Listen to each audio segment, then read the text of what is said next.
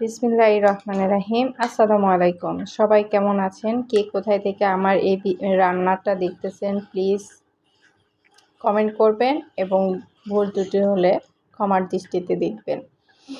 চলুন রান্নার কাজে চলে যাই। আমি ছোট ছোট করে ঢেঁড়সটা কেটে নিয়েছি। কেটে পেঁয়াজ মরিচ ভেজে নিয়ে তার মধ্যে ঢেঁড়সটা দিয়ে ভালোভাবে নাড়াচাড়া দিয়ে নেব, যাতে ঢেঁড়সটা এর মধ্যে ঝাল লবণটা মিক্সড হয়। এবং ঢেঁড়সে প্রচুর পরিমাণে ভিটামিন রয়েছে, যা আমাদের শরীরের জন্য অনেক কাজে লাগে। ঢেঁড়সটা বাচ্চারা যে এত পছন্দ করে, এটা ভাজি তো অনেক পছন্দ করে। আলু ভাজি যেরকম অনেকেই পছন্দ করে ডালের সঙ্গে, এটা ঢেঁড়স ভাজিও তো তেমনই পছন্দ করে বাচ্চারা।